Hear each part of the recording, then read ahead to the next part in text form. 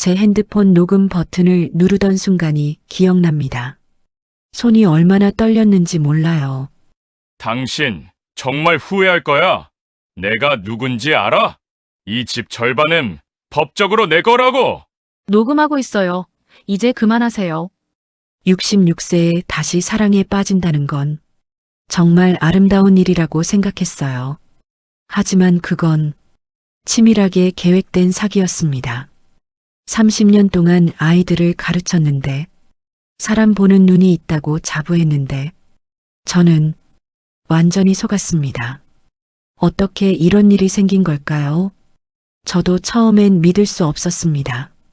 66세, 교사로 30년을 살았던 제가 이렇게 치밀한 사기에 당할 줄은요. 모든 건 1년 반 전, 그 봄날부터 시작됐습니다. 명예퇴직을 하고 나니 아침이 참 길더군요. 남편을 보낸 지 4년째. 딸아이는 로펌 변호사로 너무 바쁘죠. 한 달에 한 번 얼굴 보기도 어려웠습니다. 일산 신도시 주상복합 85평. 혼자 살기엔 너무 넓은 공간이었어요. 아침 7시. 창문을 열면 아침 햇살이 들어왔습니다. 하지만 제 마음엔 햇살이 닿질 않더군요. 오늘도 혼자구나. 냉장고 문을 열었습니다. 반찬통이 그대로였어요. 3일 전에 만든 나물이 그대로 있었죠. 혼자 먹기엔 요리할 의욕도 나지 않았습니다. 식탁에 앉아 토스트 한 조각을 먹었어요. TV를 켰습니다. 뉴스가 나왔죠. 하지만 귀에 들어오질 않았어요. 30해 동안 아이들 가르치느라 정신없이 살았는데 이제 뭘 하며 살아야 하나. 벽에 걸린 시계가 째깍째깍 소리를 냈습니다. 그 소리가 유난히 크게 들리던 아침이었어요. 그러던 어느 날 핸드폰에 문자 한 통이 왔습니다. 일산 구립도서관이었어요. 인문학 강좌 수강생 모집. 주제는 작년의 인생 2막.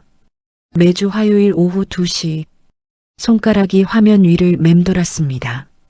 뭐라도 해야 하는데 집에만 있으면 미칠 것 같아 등록 버튼을 눌렀어요.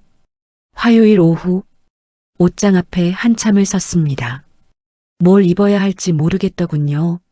너무 격식 차리면 이상하고 너무 편한 옷은 또 실례고 결국 베이지색 블라우스를 골랐어요. 거울을 봤습니다. 흰 머리가 많이 보였죠. 66의 강자라니 괜히 나이만 들어 보이는 거 아닐까? 하지만 나섰습니다. 도서관까지는 걸어서 15분. 봄바람이 불었어요. 벚꽃이 흩날렸습니다. 이렇게 걷는 것도 오랜만이네. 도서관 입구가 보였습니다. 가슴이 두근거렸어요. 괜찮을까? 사람들이 날 어떻게 볼까? 유리문을 밀고 들어갔습니다. 강의실은 3층에 있었습니다. 이미 여러 명이 앉아 있었어요. 대부분 제 또래였죠. 60 전후로 보이는 분들. 여자가 더 많았습니다. 빈자리를 찾아 앉았어요. 옆자리가 비어 있었습니다. 가방을 내려놓는데 여기 자리 있나요? 고개를 들었습니다. 50대 후반쯤 되어 보이는 남자였어요. 키가 175cm쯤, 머리는 회색빛이 돌았지만 단정했습니다. 무엇보다 눈가에 온화한 주름이 있었어요. 아, 네, 앉으세요. 그가 웃으며 자리에 앉았습니다. 처음 오셨어요? 전 강민석이라고 합니다. 네, 저는 박미란이에요. 그의 목소리가 차분했어요. 어딘가 편안한 느낌이었죠. 저도 오늘 첫날입니다. 떨리네요. 저도요. 이런 강좌는 처음이라 짧은 대화였지만 왠지 마음이 놓였습니다. 강의가 시작됐어요. 선생님은 50대 초반의 여자 교수였습니다. 오늘은 카프카의 변신에 대해 이야기해 볼까 합니다. 강의 내용도 좋았지만 자꾸 옆자리가 신경 쓰였어요. 그가 열심히 필기를 하고 있었거든요. 이 나이에 저렇게 열심히 메모를 하다니. 강의가 끝났습니다. 사람들이 하나 둘자리에서 일어났어요. 저도 가방을 챙기려는데 혹시 커피 한 잔 하실래요? 그가 조심스럽게 물었습니다. 도서관 1층에 괜찮은 카페가 있던데요. 잠깐 망설였습니다. 낯선 남자와 커피를 마신다는 게 어색했거든요. 하지만 좋아요. 대답은 제 입에서 먼저 나왔습니다. 카페는 도서관 1층에 있었습니다. 창가 자리에 앉았어요. 뭐 드실래요? 제가 살게요. 아니에요. 제가 아닙니다. 제가 먼저 제안했으니까요. 그가 웃으며 카운터로 갔습니다. 잠시 후 아메리카노 2잔을 들고 왔어요. 감사합니다. 천만에요. 근데 박미란 씨는 어디 사세요? 일산이요. 여기서 가까워요. 오, 저도 일산입니다. 주엽동에 살아요. 그럼 정말 가깝네요. 이야기가 자연스럽게 이어졌습니다. 동네 이야기, 날씨 이야기, 무겁지 않은 대화들. 그런데 이상했어요. 어색하지가 않았습니다. 처음 만난 사람인데도 마치 오래 알던 사람처럼 편했어요. 오늘 강의 어떠셨어요? 좋았어요. 카프카를 이런 식으로 해석할 수도 있구나 싶었어요. 맞아요. 저도 새롭더라고요. 그가 커피를 한 모금 마셨습니다. 혼자 책 읽는 것도 좋지만 이렇게 얘기 나눌 사람이 있으니까 더 좋네요. 그 말에 가슴 한편이 따뜻해졌습니다. 저도 그래요. 창밖으로 봄볕이 쏟아졌어요. 오랜만에 느껴보는 평온함이었습니다. 그날 이후로 화요일이 기다려졌습니다. 한 주가 참 길더군요. 월요일엔 뭘 입을지 고민했어요. 이번엔 분홍색 블라우스가 나을까? 아니면 하늘색이 더 나을까? 거울 앞에 한참을 섰죠. 화요일 오후 도서관에 가면 그가 먼저 와 있었습니다. 오늘도 일찍 오셨네요. 박미란 씨 기다리고 있었어요. 그 말에 가슴이 뛰었어요. 66에 이런 감정을 느낄 줄은 몰랐습니다. 강의가 끝나면 자연스럽게 카페로 향했죠. 오늘 강의 어떠셨어요? 카미의 이방인 해석이 새로웠어요. 그와 나누는 대화가 즐거웠습니다. 책 이야기를 하다 보면 시간 가는 줄 몰랐어요. 미란 씨는 책을 참 많이 읽으셨네요. 교사였으니까요. 아이들한테 권할 책을 찾다 보니 부럽습니다. 저는 대학 행정직이었는데 책 읽을 시간이 없었거든요. 그가 부러워하는 눈빛으로 저를 봤어요. 그래도 지금이라도 읽으시잖아요. 맞아요. 지금이 제일 행복한 것 같아요. 그 말이 제 마음을 두드렸습니다. 한 달이 지나고 2달이 지났어요. 화요일마다 만났고 어느새 카페에선 주문도 서로 알게 됐죠. 미란 씨는 아메리카노, 저는 라떼.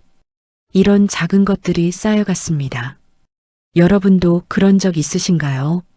작은 것들이 모여 큰 감정이 되는 순간 말이에요. 3달째 되던 어느 날, 강의가 끝나고 그가 조심스럽게 물었습니다. 미란 씨, 이번 주말에 시간 있으세요? 주말이요? 미술관에서 모네 전시를 한대요. 같이 가실래요? 잠깐 망설였습니다. 커피 마시는 것과 주말 약속은 달랐으니까요. 그냥 친구로 가는 거예요. 부담 갖지 마세요. 그의 말에 고개를 끄덕였어요. 좋아요. 토요일 오전 10시 서울시립미술관 앞에서 만났습니다. 오래 기다리셨어요? 아니요. 저도 방금 왔어요. 그는 남색 재킷을 입고 있었어요. 평소보다 조금 더 차려입은 모습이었죠. 잘 어울리세요. 제가 말했습니다. 감사합니다. 미란 씨도 예쁘세요. 얼굴이 뜨거워졌어요. 66에 예쁘다는 말을 듣다니. 전시관 안으로 들어갔습니다. 모네의 수련 그림이 벽에 걸려 있었어요. 참 평화롭죠? 그가 그림을 보며 말했습니다. 제 마음도 요즘 이렇게 평화로워요. 그 말의 뜻을 알 것 같았어요. 저도 그랬으니까요. 전시를 다 보고 근처 식당에서 점심을 먹었습니다. 혼자 있을 때랑은 다르네요. 그가 말했어요. 뭐가요? 밥맛이요. 누군가랑 먹으니까 맛있어요. 저도요. 식사 후 한강 공원을 걸었습니다. 벚꽃이 흩날렸어요. 민석 씨, 처음으로 이름을 불렀습니다. 네. 오늘 즐거웠어요. 저도요. 다음에 또 나오실래요? 좋아요.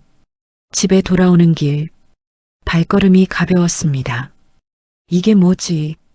66에 이런 기분을 느끼다니. 거울을 봤어요. 제 얼굴에 웃음이 번져 있었습니다. 그렇게 6달이 흘렀습니다. 어느 날 딸 수진에게 전화가 왔어요. 엄마, 요즘 좋은 일 있으세요? 목소리가 밝으신데. 잠깐 망설였습니다. 말해야 할까? 수진아, 엄마가 요즘 좋은 분 만나고 있어. 전화기 너머로 침묵이 흘렀어요. 엄마, 무슨 말씀이세요? 도서관 강좌에서 만난 분인데. 좋은 사람이야. 나이가 어떻게 되시는데요? 58세야. 전에 대학 행정직 하셨대. 또 침묵이 흘렀습니다. 엄마, 조심하셔야 해요. 요즘 황혼 사기 많다고 하잖아요. 수진아, 그런 사람 아니야. 엄마가 봤어. 그래도 확인은 해보셔야죠. 재산 조회라도. 딸의 목소리가 단단했어요. 그렇게까지 할 필요 없어. 우린 친구야. 친구요? 엄마, 남자가 여자한테 친구로 다가오는 경우가 어딨어요. 가슴 한편이 답답했습니다. 알았어. 조심할게. 전화를 끊고 한숨이 나왔어요. 내 딸이 날 걱정하는 건 당연하지. 하지만 민석 씨는 정말 좋은 사람인데. 다음 화요일, 도서관에서 그를 만났습니다. 평소처럼 웃으며 인사했어요. 미란 씨, 오늘 표정이 안 좋으신데 무슨 일 있으세요? 그가 먼저 알아챘습니다. 아니에요. 괜찮아요. 말씀하세요. 제가 도와드릴 수 있을지도. 잠깐 망설이다 말했어요. 딸이 민석 씨 걱정하더라고요. 조심하래요. 그의 표정이 굳었습니다. 당연하죠. 딸이 어머니 걱정하는 게 미안해요. 아니에요. 오히려 제가 직접 인사드려야겠어요. 정말요? 네. 당당하게 인사드리고 싶습니다. 그의 말에 마음이 놓였어요. 민석 씨는 정말 다르구나. 떳떳한 사람은 이렇게 다르구나 싶었죠. 하지만 그때는 몰랐습니다. 가장 떳떳해 보이는 사람이 가장 위험할 수도 있다는 걸. 8달째 되던 날, 민석 씨가 말했습니다. 미란 씨, 저와 함께 저녁 식사 하실래요? 좋은 곳 알아요. 그러죠. 명동에 있는 조용한 레스토랑이었어요. 촛불이 켜져 있었습니다. 여기 분위기 좋네요. 특별한 날이니까요. 특별한 날이요? 그가 가방에서 작은 상자를 꺼냈어요. 미란 씨, 가슴이 두근거렸습니다. 저와 함께 남은 인생을 보내주시겠습니까? 상자 안엔 반지 대신 작은 책이 있었어요. 빈티지 도서였습니다. 생택쥐 페리의 어린 왕자. 초판본이에요. 이게 미란 씨가 좋아하신다고 하셨잖아요. 눈물이 났습니다. 66에 받는 프러포즈. 믿기지 않았어요. 저 같은 사람이 미란 씨만큼 좋은 분 없습니다. 제 인생의 마지막 장을 함께 쓰고 싶어요. 그의 눈이 진지했습니다. 네, 좋아요. 대답이 저절로 나왔어요. 그가 제 손을 잡았습니다. 행복하게 해드릴게요. 저도 행복할게요. 그날 밤 집에 돌아와서 거울을 봤습니다. 주름진 얼굴이지만 환하게 웃고 있었어요. 인생 2막이 이렇게 시작되는구나. 가슴이 벅찼습니다. 하지만 그때는 정말 몰랐습니다. 이게 시작이 아니라 악몽의 서막이었다는 걸, 그가 얼마나 치밀하게 계획했는지, 모든 게 연기였다는 걸, 그 달콤한 말 한마디 한마디가 제 재산을 노린 미끼였다는 걸, 나는 정말 행복할 줄 알았는데, 하지만 곧 알게 됩니다. 진짜 얼굴을 보게 되죠. 프러포즈 후 2달이 지났습니다. 민석 씨가 말했어요. 미란 씨, 이제 혼인신고할까요? 그렇게 하죠. 딸 수진에게 다시 전화했습니다. 수진아, 엄마 결혼하기로 했어. 엄마, 정말요? 혼전 계약서는요? 그건 민석 씨한테 실례잖아. 우린 서로 믿어. 엄마, 제발 조심하세요. 수진의 목소리에 걱정이 묻어났어요. 알았어. 걱정 마. 그래도 집 명의는 절대 바꾸시면 안 돼요. 그건 아빠가 남긴 거잖아요. 그건 당연하지. 그런 생각 없어. 전화를 끊고 한숨을 쉬었습니다. 내 딸이 과하게 걱정하는구나. 민석 씨는 그런 사람이 아닌데. 화요일 오전, 민석 씨와 구청에 갔어요. 혼인신고서에 도장을 찍었습니다. 이제 정말 부부네요. 민석 씨가 환하게 웃었어요. 행복하게 해드릴게요, 여보. 처음 듣는 호칭이었습니다. 여보. 가슴이 따뜻해졌어요. 저도 행복할게요.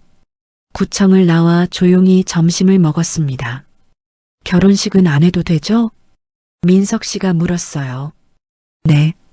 우리 나이에 무슨 결혼식을요? 그게 좋겠어요. 조용하게 우리끼리. 그의 배려가 고마웠습니다. 참, 제 전세집 정리하고 미란 씨 집으로 가도 될까요? 당연하죠. 우리 집이에요. 그렇게 우리는 부부가 됐습니다. 66과 58의 부부. 늦은 만남이지만 진심이라고 믿었죠. 하지만 그때는 몰랐습니다. 혼인신고가 그의 계획 첫 단계였다는 걸. 일주일 후 민석 씨가 이사를 왔어요. 짐이 많지 않았습니다. 옷 몇 벌과 책 상자 몇 개. 이게 다예요? 네. 전세집에 별로 없었어요. 간소하게 살았거든요. 서재방을 민석 씨 공간으로 만들었습니다. 책장을 채우고 책상을 놨어요. 이제 진짜 우리 집 같네요. 민석 씨가 만족스러워했습니다. 첫 2주는 정말 달콤했어요. 아침마다 민석 씨가 먼저 일어났습니다. 커피 향이 집 안을 가득 채웠죠. 여보, 커피 내렸어요. 고마워요. 함께 식탁에 앉아 아침을 먹었습니다. 오늘 날씨 좋은데 산책 갈까요? 좋아요. 한강공원을 걸었어요. 손을 잡고 걸으니 든든했습니다. 이제 혼자가 아니구나. 저녁엔 함께 요리를 했습니다. 민석 씨가 김치찌개를 끓였어요. 맛있어요. 요리 잘하시네요. 혼자 살다 보니 배웠죠. 설거지도 함께 했습니다. 제가 할게요. 아니에요, 같이 해요. TV를 보다 잠들었어요. 이불을 덮어주는 손길이 느껴졌습니다. 정말 좋은 사람이야. 잘 만났어. 그렇게 믿었습니다. 하지만 2주가 지나자 조금씩 달라지기 시작했어요. 아주 조금씩. 눈치채기 힘들 정도로 천천히. 뭔가 이상한데. 기분 탓인가. 그때는 그냥 넘겼습니다. 큰 실수였죠. 3주째부터 말투가 바뀌었습니다. 존댓말이 반말로 바뀌었어요. 여보, 오늘 뭐 먹을래? 저녁은 뭐 해줄 거야? 처음엔 부부니까 그럴 수 있다고 생각했습니다.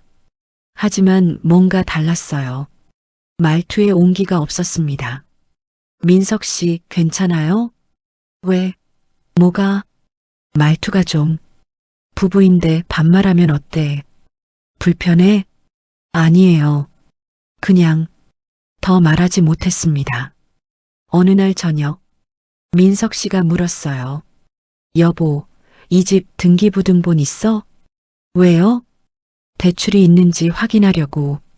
대출 없어요.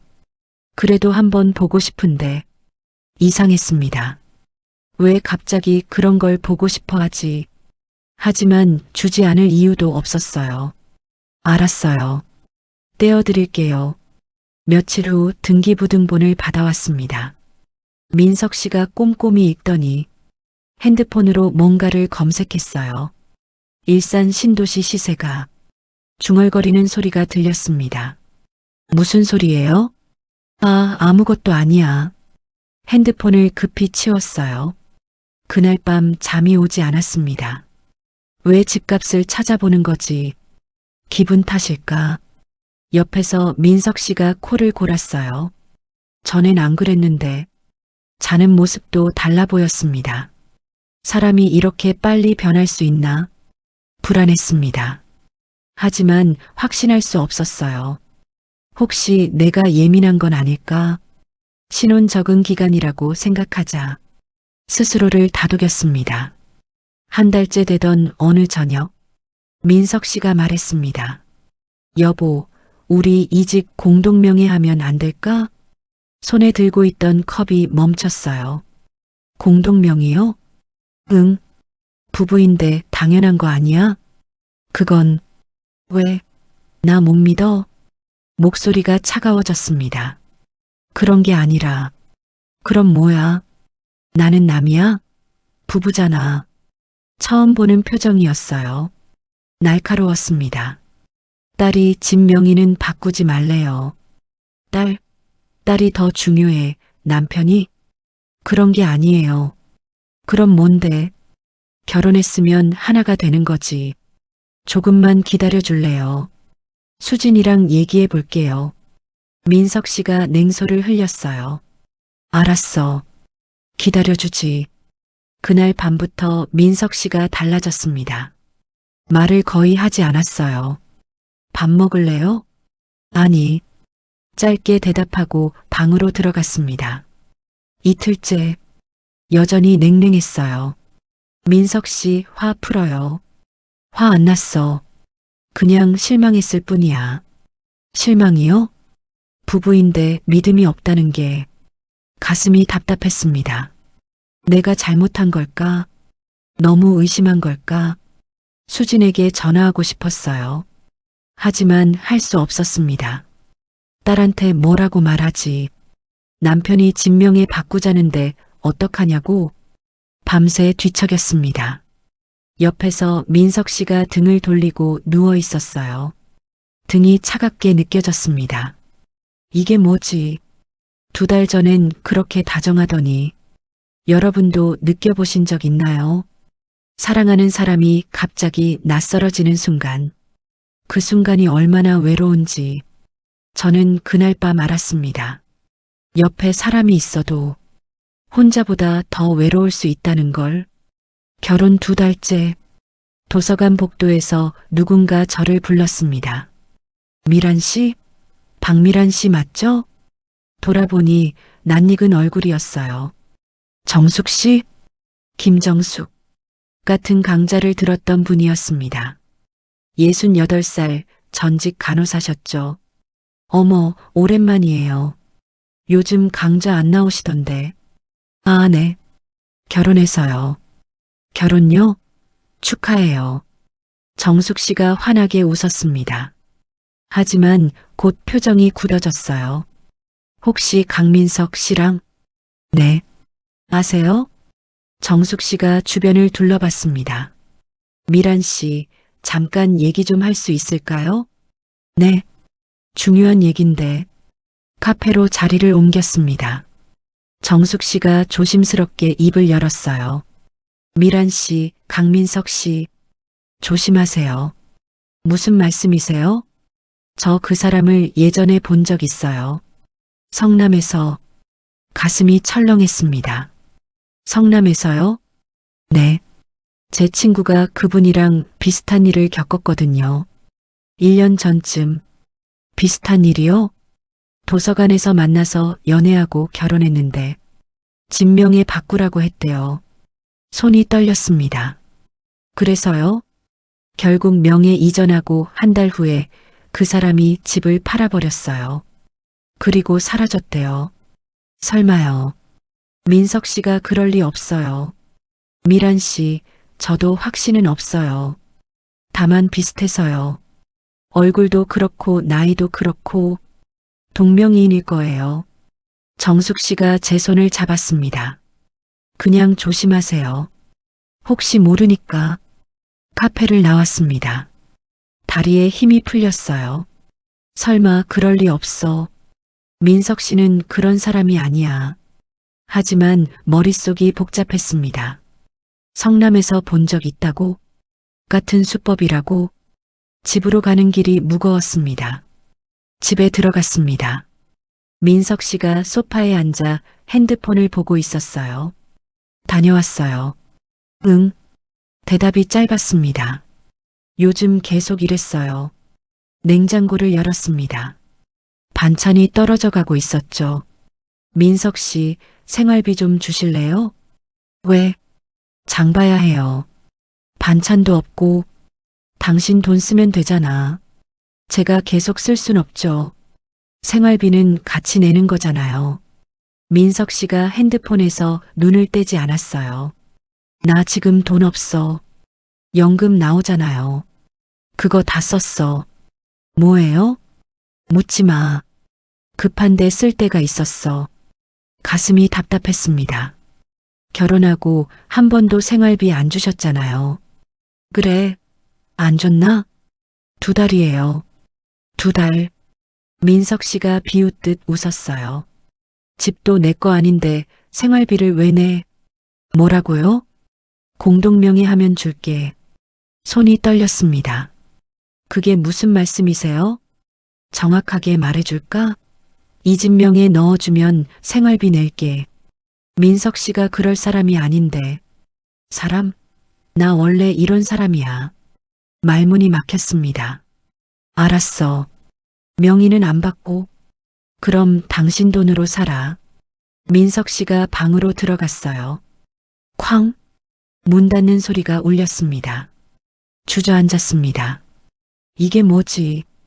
2달 전엔 그렇게 다정하더니 정숙 씨 말이 귓가에 맴돌았어요. 성남에서 본 적 있다고. 같은 수법이라고. 설마. 정말? 핸드폰을 들었습니다. 수진에게 전화해야 할까? 하지만 말할 수가 없었어요. 엄마가 잘못 봤다고 했잖아. 이제 와서 뭐라고 하지. 그날 밤 혼자 라면을 끓여 먹었습니다. 눈물이 국물에 떨어졌어요. 이틀 후, 딸 수진에게서 전화가 왔습니다. 엄마. 응, 수진아. 엄마, 강민석, 그 사람 조사해 봤어요. 조사? 변호사 친구한테 부탁했어요. 신상조회. 가슴이 쿵 내려앉았습니다. 그래서 엄마, 그 사람 빚이 3억이에요. 뭐? 사채 빚이요. 거기다 정가도 있어요. 정가? 사기죄로 집행유예 받았어요. 5년 전에. 머리가 하얘졌습니다. 수진아, 그게 무슨. 엄마, 지금 당장 집에서 내보내세요. 하지만, 엄마, 그 사람 위험해요. 전형적인 결혼 사기꾼이에요. 손에 들고 있던 핸드폰이 떨렸어요. 내가 뭘 한 거지. 수진이 말을 안 들은 내가 잘못이지. 엄마, 들으세요? 들어, 수진아. 이혼하세요. 빨리요. 알았어. 전화를 끊었습니다. 옆방에서 민석 씨가 나왔어요. 누구랑 통화했어? 수진이요. 뭐래? 별거 아니에요. 거짓말하지 마. 다 들었어. 민석 씨가 다가왔습니다. 눈빛이 달랐어요. 차갑고 날카로웠습니다. 나 조사했어? 대답해. 수진이가 알아서 한 거예요. 그래. 그럼 이제 알았네. 내가 빚쟁이라는 거. 민석 씨. 됐어. 어차피 숨길 생각 없었어. 뭐라고요? 이 집 어차피 내 거 될 거야. 법적으로. 소름이 돋았습니다. 나가주세요. 안 나가. 여긴 내 집이기도 해. 법적으로 부부잖아. 제발이요.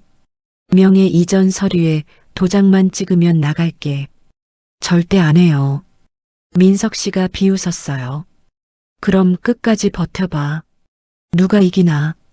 방으로 들어가 문을 잠갔습니다.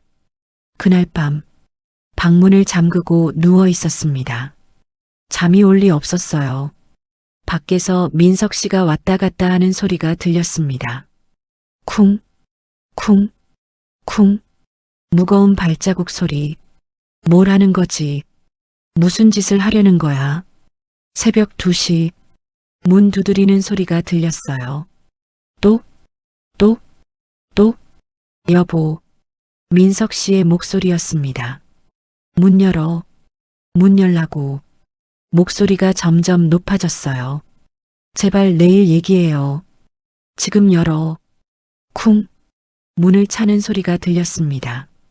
비명이 나올 뻔했어요. 당신 지금 뭐 하는 거예요? 도장 찍으라고. 안 찍는다고 했잖아요.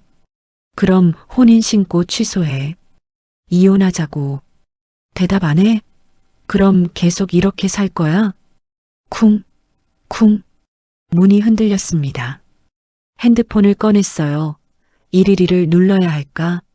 하지만 손가락이 떨려 누르지 못했습니다. 신고하면 어떻게 되지? 남편을 신고한다고? 1시간쯤 지났을까? 밖이 조용해졌습니다. 문틈으로 살펴봤어요. 민석 씨가 소파에 누워 자고 있었습니다. 술 냄새가 났어요. 이 사람이 정말 내 남편이 맞나? 2달 전 그 사람은 어디 갔지? 창문을 열었습니다. 새벽 공기가 차가웠어요. 멀리 불빛들이 보였습니다. 누가 좀 도와줬으면. 이 상황에서 어떻게 빠져나가지? 여러분은 느껴보신 적 있나요? 제일 가까워야 할 사람이 제일 무서운 사람이 되는 순간을 저는 그날 밤 알았습니다. 사랑보다 무서운 게 있다는 걸. 바로 옆에 누워있는 낯선 사람. 다음 날 아침 민석 씨가 먼저 일어났습니다. 나 나갔다 올게. 어디 가세요? 묻지 마. 현관문이 쾅 닫혔어요. 창문으로 내다봤습니다. 민석 씨가 급하게 걸어가는 모습이 보였죠. 지금이야. 지금 아니면 기회가 없어. 서재로 들어갔습니다. 손이 떨렸어요. 이러다 들키면 어떡하지.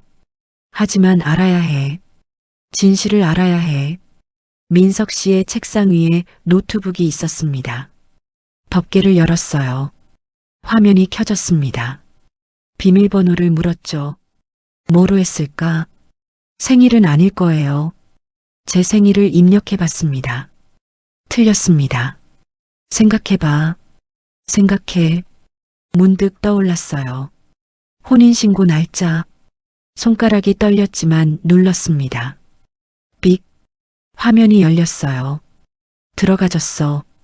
가슴이 두근거렸습니다. 이메일 아이콘을 눌렀어요. 수신함이 열렸습니다. 광고 메일들, 은행 메일들, 평범했습니다. 아무것도 없는데 실망하려는 순간 왼쪽에 폴더 목록이 보였어요.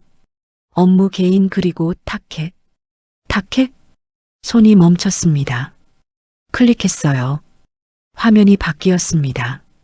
이메일 4개가 있었어요. 첫 번째 메일, 제목 성남 이경희. 두 번째 메일, 제목 분당 황선미. 세 번째 메일, 제목 수원 정명자. 그리고 4번째, 제목 일산 박미란. 숨이 막혔습니다. 이게 뭐야? 내 이름이 왜 여기 있지? 첫 번째 메일을 열었어요. 2017년 11월 5일. 성남 이경희. 63세. 전직 공무원. 은평구 아파트 6억. 접근 방법 도서관 노래교실. 진행 상황 혼인신고 완료. 명의 이전 진행 중. 예상 수익 6억. 눈물이 흘러 화면이 번졌습니다. 두 번째 메일을 열었어요. 2019년 8월 12일. 분당 황선미. 60세. 전직 약사. 분당 아파트 5억. 대출 2억 가능. 접근 방법 문화센터. 진행 상황 명의 이전 완료. 매각 진행. 결과 5억 2천 확보. 대출 2억 상환. 세 번째 메일. 2021년 3월 8일. 수원 정명자. 65세. 전직 교사. 수원 주택 사업 5천. 접근 방법 등산 모임. 진행 상황 관계 진행 중. 6개월 차. 중단 사유 타깃의 아들이 변호사. 위험도 높음. 포기. 교사. 나랑 똑같잖아. 마지막 메일을 열었습니다. 2023년 4월 15일. 일산 박미란. 66세. 전직 초등교사. 일산 주상복합 8억. 퇴직금 1억. 접근 방법 도서관 인문학 강좌. 진행 상황 2년 6개월 관계 유지. 혼인신고 완료. 난이도 높음. 딸이 변호사. 신중한 접근 필요. 타임라인 명의 이전까지 3개월 예상. 예상 수익 8억. 용도 사채 5억 상환. 나머지 은퇴 자금. 특이사항 타깃이 까다로움. 감정적 접근 효과적. 책과 문학 코드 활용. 노트 2번이 마지막. 성공하면 은퇴. 이럴 수가. 모든 게 계획이었어. 2년 반이. 모든 게 거짓이었어. 책장 뒤에서 서류 봉투가 보였어요. 꺼냈습니다. 통장 사본들이었죠. 민석 씨 명의. 입금 내역. 2017년 12월 6억. 2019년 10월 5억 2천. 출금 내역. 강원랜드. 사채업자 이름들. 도박이었구나. 다 도박으로 날렸구나. 사진도 있었어요. 여자들 사진. 이경희. 황선미. 정명자. 뒷면에 금액과 날짜가 적혀 있었습니다. 이 여자들. 나처럼 속았겠지. 나처럼 아팠겠지. 분노가 치밀었습니다. 이게 자식? 욕이 저절로 나왔어요. 평생 처음이었습니다. 핸드폰을 꺼냈어요. 노트북 화면을 찍었습니다. 하나하나 빠짐없이. 서류도 찍었습니다. 사진도 찍었습니다. 증거가 필요했어요. 노트북을 닫았습니다. 모든 걸 원래대로 돌려놨어요. 방으로 나왔습니다. 다리가 풀렸어요. 소파에 주저앉았습니다. 진정해. 진정하라고. 생각해야 해. 어떻게 할지 생각해야 해. 정숙 씨에게 전화해야 해. 손이 떨렸지만 번호를 눌렀습니다. 여보세요? 정숙 씨, 저 미란이에요. 미란 씨? 무슨 일이세요? 목소리가 떨리는데. 지금 만날 수 있어요? 네. 지금요? 네. 급해요. 정말 급해요. 알겠어요. 어디서 만날까요? 도서관 카페요. 1시간 후에. 갈게요.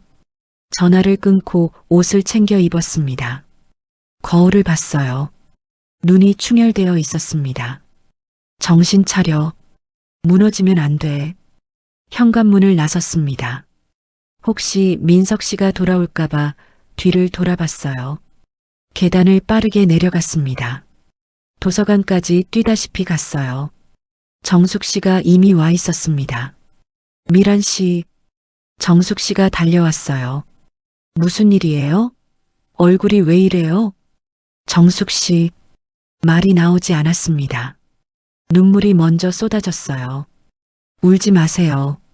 괜찮아요. 천천히 말해봐요. 카페 구석자리에 앉았습니다. 핸드폰을 꺼냈어요.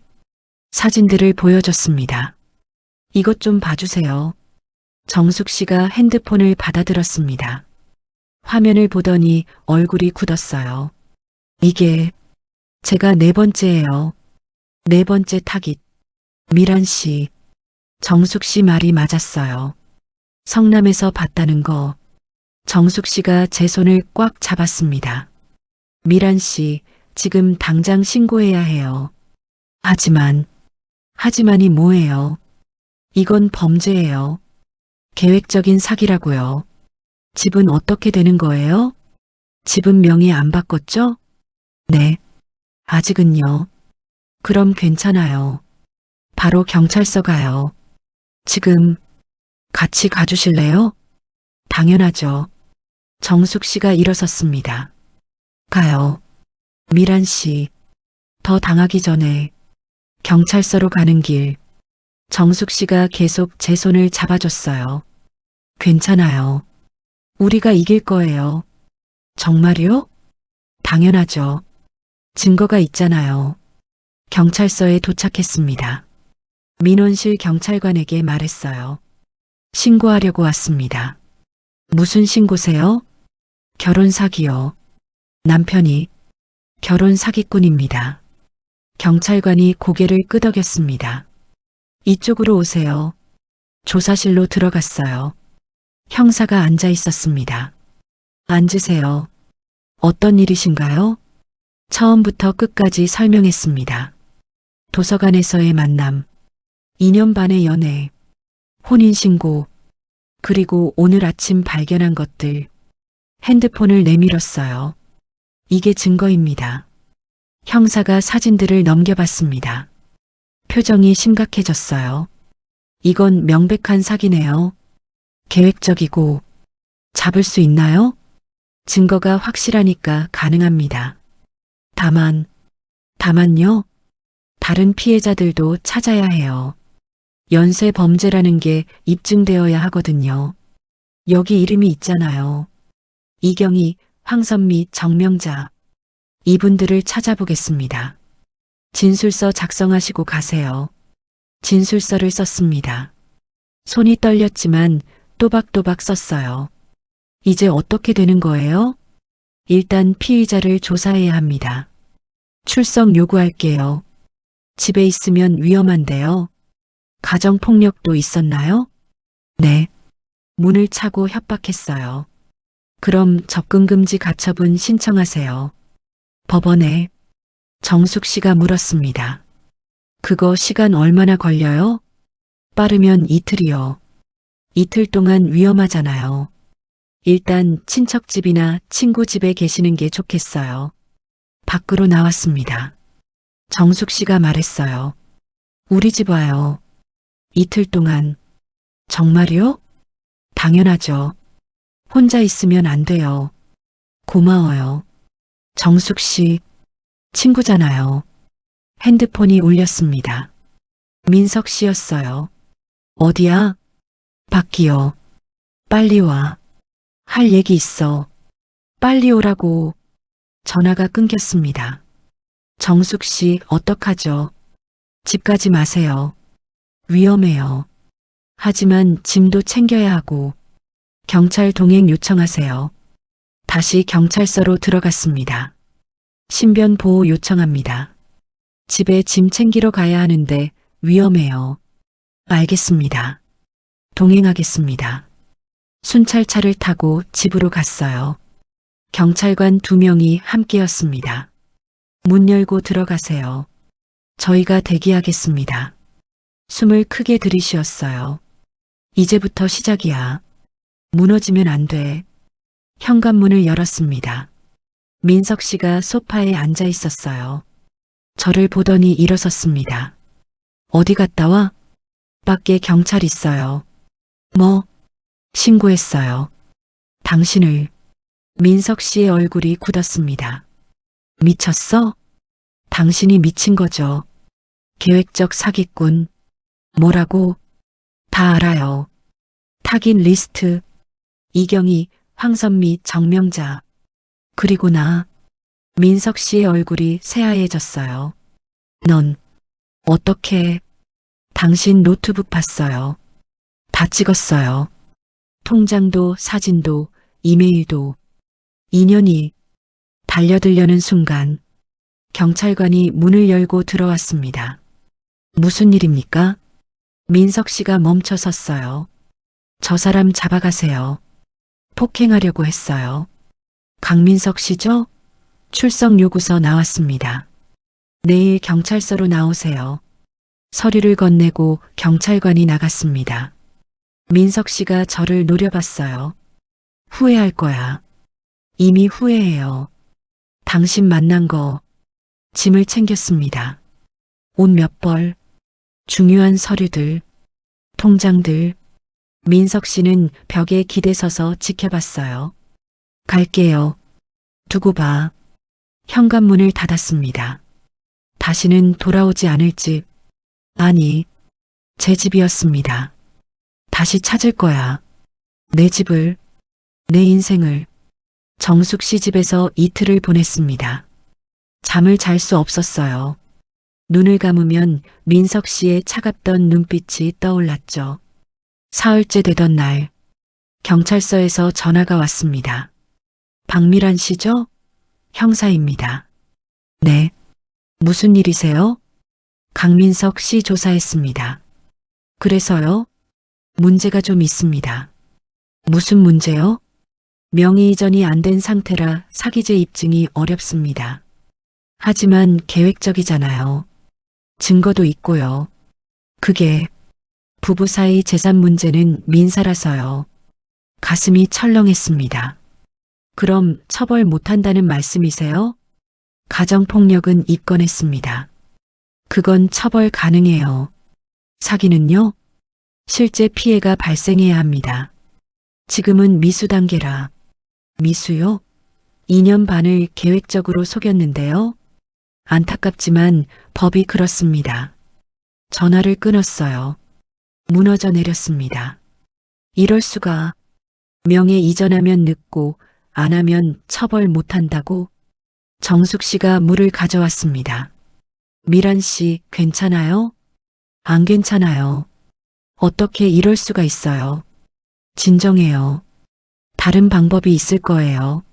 무슨 방법이요? 법도 날 못 지켜주는데.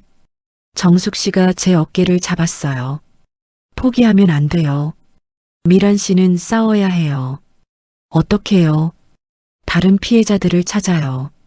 함께 고소하면 달라질 거예요. 그 사람들을 어떻게 찾아요? 이경희, 황선미, 정명자. 이름이 있잖아요. 그날 저녁, 딸 수진에게서 전화가 왔습니다. 엄마, 큰일 났어요. 뭔데? 강민석이 이혼 소송 걸었어요. 이혼 소송? 네. 거기다 재산 분할 청구했어요. 재산 분할이요? 부부 공동 재산이라면서 40% 요구했어요. 손에 힘이 풀렸습니다. 40%면 3억 2천이에요, 엄마. 말도 안 돼. 그 사람이 뭘 했다고. 엄마, 법적으론 부부예요. 혼인신고 했잖아요. 하지만 사기잖아. 그게 입증이 안 되니까 이렇게 나오는 거예요. 수진의 목소리가 떨렸어요. 엄마, 제가 변호사인데도 막을 방법이 없어요. 미안해요. 수진아, 내 잘못이 아니야. 엄마가 저 말 들었어야 했는데. 그만해. 이미 벌어진 일이야. 엄마, 혼전 계약서라도 썼으면 더 듣고 싶지 않았어요. 알았어. 끊을게. 전화를 끊고 정숙 씨를 받습니다. 민석 씨가 이혼 청구했대요. 재산 분할 40%. 그럴 줄 알았어요. 알았어요?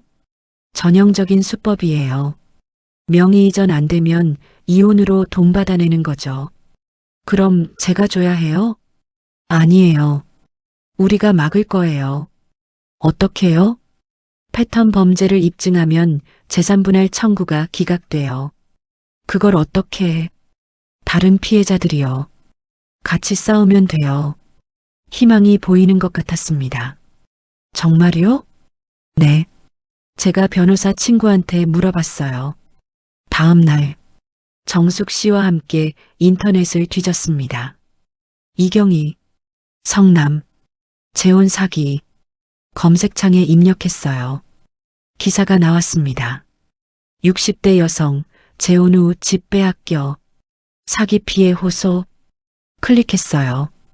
이경혜 씨 사진이 있었습니다. 민석 씨가 갖고 있던 그 사진 속 여자. 찾았어요. 기사 하단에 기자 이름이 있었습니다. 기자에게 이메일을 보냈어요. 이경혜 씨와 연락하고 싶습니다. 저도 같은 피해자입니다. 하루가 지났습니다. 답장이 왔어요. 이경혜 씨 연락처 알려드립니다. 손이 떨렸습니다. 전화를 걸었어요. 여보세요? 이경혜 씨시죠? 저는 박미란이라고 합니다. 네. 강민석 씨. 아세요? 전화기 너머로 침묵이 흘렀습니다. 그 사람. 어떻게 아세요? 저도 당했어요. 이경혜 씨처럼. 한참 후에 대답이 들렸어요. 만나요. 만나서 얘기해요. 이틀 후 카페에서 이경혜 씨를 만났습니다. 65쯤 되어 보였어요. 수척하고 지친 얼굴이었습니다. 반갑습니다. 반갑지 않아요. 이런 식으로 만나서 앉았습니다. 서로의 이야기를 나눴어요. 놀랍도록 똑같았습니다. 도서관, 다정한 남자, 2년 반의 연애, 혼인신고, 그리고 돌변. 저는 명의 이전 해줬어요. 이경혜 씨가 눈물을 흘렸습니다. 한 달 후에 집을 팔았어요. 그리고 사라졌죠. 경찰은요? 찾을 수 없대요. 연락도 안 되고. 지금은 어디 사세요? 딸네 월세방이에요. 제 집은 없어요. 이경혜 씨. 왜요? 우리 함께 고소해요. 같이 싸워요. 이경혜 씨가 저를 봤어요. 이겨요? 이겨야죠. 안 이기면 다음 피해자가 생겨요. 황선미 씨도 찾았어요? 아직이에요. 제가 알아요. 연락처. 정말요? 우린 피해자 모임이 있어요. 인터넷으로. 일주일 후 4명이 모였습니다. 저 박미란, 이경혜 씨, 황선미 씨, 그리고 정명자 씨. 정명자 씨는 민석 씨가 포기했던 타깃이었어요. 저는 6개월 만에 의심해서 끊었어요. 아들이 변호사거든요. 잘하셨어요. 하지만 상처는 남았죠. 진심이라고 믿었는데 4명이 서로를 봤습니다. 모두 비슷한 아픔을 안고 있었어요. 우리 함께 고소해요. 제가 말했습니다. 같이 싸워서 이겨요. 이경혜 씨가 고개를 끄덕였어요. 저는 잃을 게 없어요. 이미 다 잃었으니까. 황선미 씨가 말했습니다. 저도요. 약국 팔아서 빚 갚았어요. 정명자 씨가 덧붙였어요. 저는 돈은 안 잃었지만 마음을 잃었어요. 같이 해요. 4명이 손을 맞잡았습니다. 우리가 침묵하면 다음 피해자가 생겨요. 그 사람을 막아야 해요. 같이 해요. 그날 함께 경찰서에 갔습니다. 4명의 진술서를 제출했어요. 패턴이 똑같다는 걸 보여줬죠. 형사가 서류를 보더니 고개를 끄덕였습니다. 이건 명백한 연쇄 범죄네요. 잡을 수 있나요? 네. 이제 가능합니다. 재산분할 청구는요? 패턴 범죄가 입증되면 기각될 겁니다. 처음으로 희망이 보였습니다. 카페로 자리를 옮겼어요. 4명이 둘러앉았습니다. 우리 이름이 뭐예요? 황선미 씨가 물었습니다. 이름요? 모임 이름이요. 우리한테 이름이 필요해요. 황혼 생존자. 제가 말했습니다. 우리는 피해자가 아니에요. 생존자예요. 좋아요. 4명이 웃었습니다. 오랜만에 웃는 얼굴들이었어요. 여러분도 아시나요? 가장 어두울 때 손을 잡아주는 사람이 있다면 그게 얼마나 큰 힘이 되는지 저는 그날 알았습니다. 혼자가 아니라는 것, 함께 싸울 사람이 있다는 것, 그게 얼마나 든든한지. 석 달 후 재판이 시작됐습니다. 법정에 들어서는 순간 가슴이 두근거렸어요. 방청석에 4명이 나란히 앉았습니다. 저, 이경혜 씨, 황선미 씨, 정명자 씨, 그리고 정숙 씨와 딸 수진이도 함께였죠. 엄마, 괜찮으세요? 괜찮아. 사실 괜찮지 않았어요. 다리가 후들거렸습니다. 진정해. 이제 끝낸다. 법정문이 열렸어요. 강민석이 들어왔습니다. 수갑을 차고 있었죠. 구치소에서 온 거였어요. 저와 눈이 마주쳤습니다. 그의 눈빛이 차갑게 식어 있었어요. 저 사람이 내가 사랑했던 사람이었나? 아니야. 처음부터 거짓이었어. 판사가 들어왔습니다. 기립. 모두 일어섰어요. 재판이 시작됐습니다. 피고인 강민석, 사기죄 및 가정폭력으로 기소되었습니다. 검사가 일어섰어요. 검사는 피고인이 2017년부터 현재까지 최소 4명의 여성을 상대로 계획적인 결혼 사기를 저질렀음을 입증하겠습니다. 서류를 제출했습니다. 민석의 노트북 캡처, 통장 내역, 피해자들의 진술서, 모든 증거가 쌓여갔어요. 민석의 변호사가 일어섰습니다. 피고인은 진심으로 교제했으며 부부간 재산 문제는 민사 영역입니다. 이에 있습니다. 검사가 말을 끊었어요. 피고인의 노트북에는 타깃 리스트가 있었습니다. 이는 명백한 계획 범죄입니다. 판사가 고개를 끄덕였습니다. 증인 신청합니다. 허가합니다. 증인 박미란 씨 나오십시오. 제 이름이 불렸어요. 일어섰습니다. 증언대로 걸어갔죠. 민석과 불과 몇 미터 거리. 선서하십시오. 손을 올렸어요. 양심에 따라 숨김없이 말하며 만일 거짓이 있으면 위증의 벌을 받기로 맹세합니다. 증인은 피고인과 어떤 관계입니까? 법적으로는 아직 부부입니다. 하지만 실제로는 말을 잇지 못했어요. 실제로는요? 사기꾼과 피해자입니다. 방청석에서 웅성거림이 들렸어요. 피고인을 어떻게 만났습니까? 일산 도서관 인문학 강좌에서 만났습니다. 그리고요? 2년 6개월 동안 연애했습니다. 아니, 연애한 줄 알았습니다. 혼인신고는 언제 했습니까? 작년 3월입니다. 그 후 피고인의 행동이 변했다고요? 네. 혼인신고 2주 후부터 집 명의를 바꾸라고 했습니다. 거절하셨죠? 네. 그러자 어땠습니까? 폭력을 휘둘렀습니다. 문을 차고 협박했습니다. 증인, 피고인의 노트북을 본 적 있습니까? 네. 무엇을 봤습니까? 숨을 깊이 들이쉬었어요. 타깃 리스트를 봤습니다. 타깃 리스트요? 네. 거기엔 4명의 여성 이름이 있었습니다. 이경희, 황선미, 정명자, 그리고 저.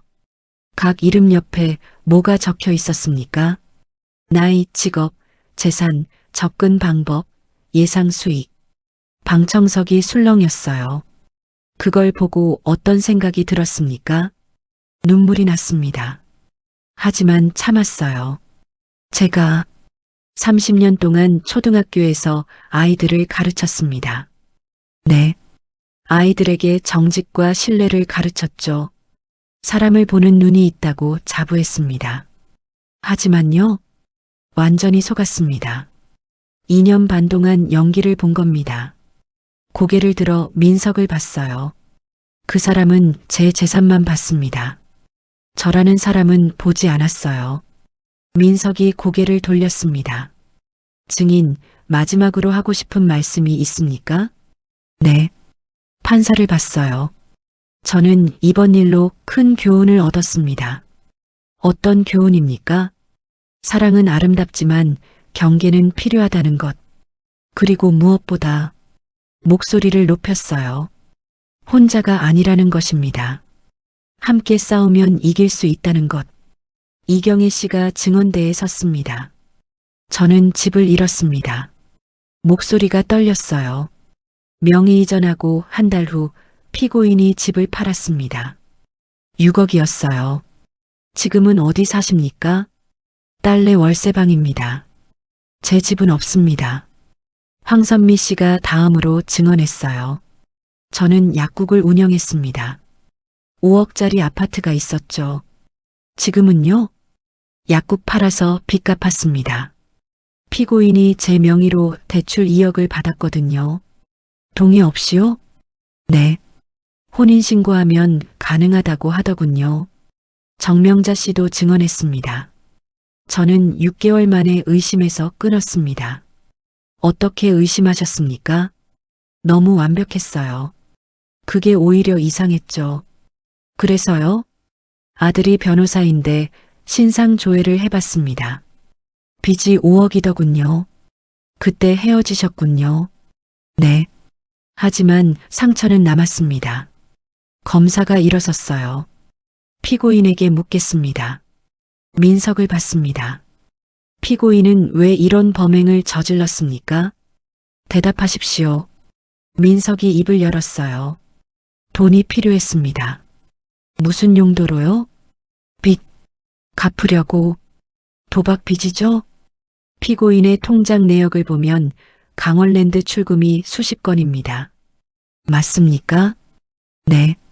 피해자들에게 할 말이 있습니까? 민석이 고개를 숙였어요. 죄송합니다. 죄송하다고요? 검사의 목소리가 높아졌습니다. 피고인은 2017년부터 6년간 계획적으로 범행을 저질렀습니다. 최소 4명의 피해자, 총 피해액 15억 원, 모두 도박으로 탕진했습니다. 이것이 단순히 죄송하다는 말로 용서받을 수 있습니까? 방청석이 조용해졌어요. 검사는 피고인에게 징역 5년을 구형합니다. 쿵. 서류를 내려놓는 소리가 울렸습니다. 휴정이 선언됐어요. 복도로 나왔습니다. 4명이 서로를 껴안았어요. 잘했어요. 우리 잘했어요. 눈물이 났습니다. 하지만 이번엔 슬픈 눈물이 아니었어요. 이제 끝났어. 아니, 이제 시작이야. 일주일 후 선고 공판이 열렸습니다. 법정은 사람들로 가득했어요. 언론사 기자들도 왔습니다. 4명이 다시 방청석에 앉았어요. 손을 맞잡았습니다. 기립. 판사가 들어왔어요. 판결문을 낭독하겠습니다. 숨소리조차 들리지 않았어요. 피고인 강민석은 2017년부터 2023년까지 계획적이고 반복적으로 결혼 사기를 저질렀다. 노트북에 저장된 타깃 리스트는 명백한 계획 범죄의 증거이다. 피고인은 피해자들의 신뢰를 이용해 재산을 편취하려 했으며 일부는 실제로 성공했다. 특히 피고인의 범행은 고령의 여성들을 대상으로 했다는 점에서 죄질이 불량하다. 또한 피고인은 거부하는 피해자에게 폭력을 행사했다. 판사가 민석을 봤어요. 피고인의 행위는 용서받을 수 없다. 쿵. 망치 소리가 울렸습니다. 피고인 강민석에게 사기죄 및 가정폭력으로 징역 3년을 선고한다. 또한 피해자들에게 총 3억 원을 배상하라. 피고인의 재산분할 청구는 기각한다. 혼인의 목적이 처음부터 재산 탈취였으므로 재산분할 청구권을 인정할 수 없다. 쿵, 쿵. 방청석에서 박수가 터져나왔어요. 4명이 서로를 껴안았습니다. 이겼어요. 해냈어요. 저는 천장을 봤어요. 눈물이 흘렀습니다. 남편 봤죠? 제가 우리 집 지켰어요. 딸 수진이 달려왔어요. 엄마, 수진아, 엄마 정말 대단해요. 정말 고마워, 수진아. 내가 있어서 힘이 났어. 민석이 끌려가는 모습이 보였어요. 수갑을 찬 채 저와 눈이 마주쳤습니다. 이번엔 제가 외면하지 않았어요. 똑바로 봤습니다. 잘 가요. 다신 만나지 맙시다. 민석이 고개를 돌렸어요. 법정을 나섰습니다. 밖은 환했어요. 햇살이 쏟아졌습니다. 정숙 씨가 말했어요. 미란 씨, 이제 진짜 시작이에요. 시작이요? 새로운 인생 이막이요. 네. 이번엔 제대로 시작할 거예요. 네 명이 함께 계단을 내려갔습니다. 손을 맞잡고 어깨를 나란히 하고 우리 이름 기억해요? 이경혜 씨가 물었어요. 황혼 생존자. 다 같이 말했습니다. 우리는 피해자가 아니에요. 우리는 생존자예요. 그리고 이제는 승리자예요. 하늘이 참 맑았습니다. 오랜만에 느껴보는 평화였어요. 판결이 난 지 6개월이 지났습니다. 아침 7시 알람 소리에 눈을 떴어요. 창문을 열었습니다. 가을 햇살이 들어왔죠. 일산 주상복합 85평. 여전히 혼자 살고 있습니다. 하지만 이제는 다릅니다. 오늘도 좋은 하루야. 혼잣말을 하며 웃었어요. 부엌으로 갔습니다. 커피를 내렸어요. 토스트를 구웠습니다. 식탁에 앉아 아침을 먹었죠. TV를 켰어요. 아침 뉴스가 나왔습니다. 이번엔 귀에 들어왔어요. 연쇄 재혼 사기범 강민석, 항소기각. 화면에 민석의 사진이 나왔습니다. 더 이상 가슴이 아프지 않았어요. 그 사람도 자기 인생을 살겠지. 나는 내 인생을 살 거야. 핸드폰이 울렸습니다. 딸 수진이었어요. 엄마, 잘 주무셨어요? 잘 잤어. 수진이는? 엄마, 오늘 저녁에 손주들 데리고 갈게요. 그래. 엄마가 맛있는 거 해줄게. 엄마 요리 솜씨 늘었어요. 요즘, 그러게. 혼자 먹으려니까 신경 쓰게 되더라. 엄마, 행복해 보여서 다행이에요. 응. 엄마 행복해. 전화를 끊고 창밖을 봤어요. 가을 하늘이 맑았습니다. 1년 반 전엔 상상도 못했지. 이렇게 평화로운 날이 올 줄. 벽에 걸린 시계가 째깍째깍 소리를 냈어요. 예전엔 그 소리가 무섭게 들렸는데 이제는 음악처럼 들렸습니다. 시간은 흐르는구나. 그리고 상처도 아물어가는구나. 목요일 오후 카페에서 약속이 있었습니다. 황혼 생존자 정기 모임이었죠. 이경혜 씨, 황선미 씨, 정명자 씨, 그리고 정숙 씨까지 한 달에 한 번씩 만났어요. 미란 씨, 오랜만이에요. 한 달이 어떻게 이렇게 빨리 가는지 자리에 앉았습니다. 요즘 어떻게 지내세요?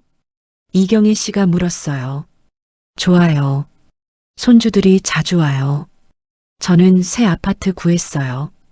황선미 씨가 말했습니다. 정말요? 축하해요. 배상금 받아서요. 작지만 제 집이에요. 잘 됐네요. 정명자 씨가 웃었어요. 저는 다시 등산 모임 나가기 시작했어요. 좋아요. 그래야죠. 정숙 씨가 말했습니다. 우리 다들 잘 살고 있네요. 그러게요. 작년 이맘때 생각하면 모두 잠시 침묵했어요. 힘들었죠. 네. 정말. 하지만 이겨냈잖아요. 맞아요. 우리 이겼어요. 테이블 중앙에 손을 모았습니다. 황혼 생존자 파이팅? 다 같이 외쳤어요. 옆 테이블 사람들이 쳐다봤지만 상관없었습니다. 아, 맞다. 미란 씨. 이경혜 씨가 말했어요. 다음 주에 상담 요청 들어왔어요. 또요? 네. 비슷한 케이스래요. 도와줄 수 있어요? 당연하죠. 우리가 도와야죠. 피해자 모임이 이제 50명이 넘었어요. 황선미 씨가 말했습니다. 50명이나요? 네. 우리 얘기가 뉴스 나가면서 연락 많이 와요. 그럼 우리가 더 열심히 해야겠네요. 맞아요. 우리 경험이 누군가에겐 희망이니까요. 토요일 오후 일산 문화센터 강연장. 의자가 50개 놓여 있었어요. 사람들이 하나 둘 들어왔습니다. 대부분 50대 후반에서 70대. 여성이 많았죠. 긴장되네. 괜찮아요, 엄마. 수진이 옆에 있었어요. 엄마 잘하실 거예요. 고마워, 수진아. 강연 시작 시간이 됐습니다. 무대에 올라갔어요. 마이크를 잡았습니다. 안녕하세요. 저는 박미란입니다. 오늘 제 이야기를 들려드리려고 합니다. 황혼기 재혼, 현명한 준비. 사람들이 귀를 기울였어요. 저는 66세에 재혼했습니다. 아니, 재혼한 줄 알았습니다. 웃음이 터졌어요. 2년 반을 연애했고 행복했습니다. 하지만 그건 치밀하게 계획된 사기였죠. 사람들의 표정이 진지해졌어요. 저는 30년 동안 교사였습니다. 사람을 보는 눈이 있다고 자부했어요. 하지만 완전히 속았습니다. 여러분께 말씀드리고 싶습니다. 황혼기의 사랑은 아름답습니다. 다시 설레는 마음, 함께할 사람. 그건 정말 소중한 거예요. 하지만요.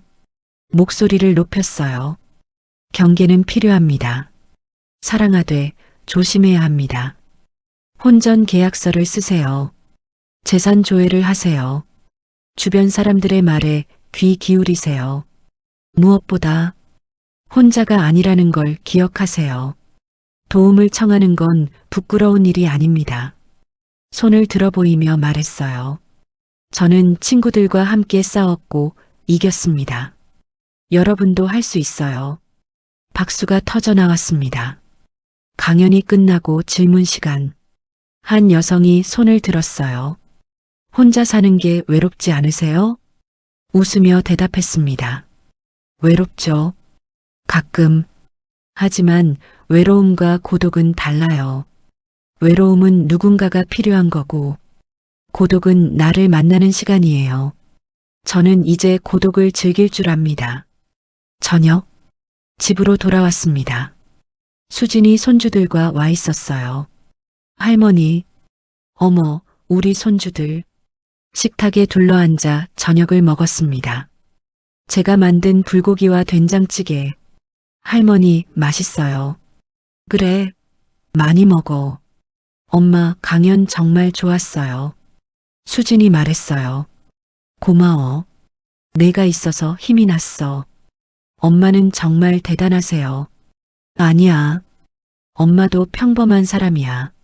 하지만 포기하지 않으셨잖아요. 그건 혼자가 아니었으니까. 식사 후 손주들이 돌아갔어요. 혼자 남았습니다. 소파에 앉아 창밖을 봤어요. 일산 신도시의 야경이 보였습니다. 1년 반 전으로 돌아간다면 어떻게 했을까? 아마 또 만났을 것 같아. 외로움은 어쩔 수 없으니까. 하지만 조금 더 조심했겠지. 그리고 주변 사람들 말을 들었을 거야. 핸드폰을 들었어요. 황혼 생존자 단체 채팅방. 메시지가 올라왔습니다. 내일 새 피해자 상담 있어요. 제가 갈게요. 답장을 보냈습니다. 우리가 도와야죠. 창문을 열었어요. 가을밤 공기가 시원했습니다. 이제 알아요. 진짜 사랑은 누군가를 채우는 게 아니라 나 자신을 지키는 것에서 시작된다는 것. 그리고 혼자라는 건 외로운 게 아니라 자유로운 거라는 것. 눈을 감았습니다. 남편, 맞죠? 제가 우리 집 지켰어요. 우리 딸도 잘 크고, 손주들도 건강하고, 저도 이제 괜찮아요. 미소가 번졌습니다. 66세에 받은 가장 큰 교훈은 이거였어요. 늦었다고 생각할 때가 가장 빠를 때라는 것. 그리고 나이는 숫자일 뿐이라는 것. 거울을 봤어요. 주름진 얼굴이지만 눈빛은 살아 있었습니다. 이제 시작이야. 진짜 인생 2막. 그로부터 지금까지 저는 매주 강연을 하고 있습니다. 황혼 생존자 모임은 전국으로 확대됐어요. 이경혜 씨는 새 아파트에서 행복하게 살고 있습니다. 황선미 씨는 작은 약국을 다시 열었어요. 정명자 씨는 등산 동호회 회장이 됐죠. 우리 넷은 여전히 매달 만납니다. 그리고 계속 싸우고 있어요. 같은 피해를 당하는 사람이 없도록. 강민석은 지금 복역 중입니다. 2년 후 출소 예정이죠. 하지만 더 이상 저를 괴롭히지 못합니다. 저는 이제 자유롭습니다. 진짜로 여러분께 마지막으로 하고 싶은 말이 있습니다. 황혼기의 외로움은 누구나 느낍니다. 사랑하고 싶은 마음도 자연스러운 거예요. 하지만 기억하세요. 사랑에는 지혜가 필요하다는 것. 그리고 무엇보다 여러분 자신이 가장 소중하다는 것. 나이가 들었다고 해서 사랑받을 가치가 없는 건 아니에요. 오히려 더 귀한 겁니다. 그러니 조심하세요. 하지만 두려워하지는 마세요. 함께 싸우면 이길 수 있으니까요. 오늘 제 이야기가 여러분께 작은 용기가 되었으면 좋겠습니다. 혹시 비슷한 경험이 있으시거나 주변에 도움이 필요한 분이 계신다면 댓글로 나눠주세요. 우리의 경험이 누군가에겐 큰 힘이 될 수 있으니까요. 구독과 좋아요, 알림 설정까지 해주신다면 더 많은 분들께 희망을 전할 수 있을 거예요. 여러분, 나이는 숫자일 뿐입니다. 언제든 새로운 시작을 할 수 있어요. 그리고 기억하세요. 여러분은 혼자가 아닙니다. 함께라면 이길 수 있습니다. 감사합니다.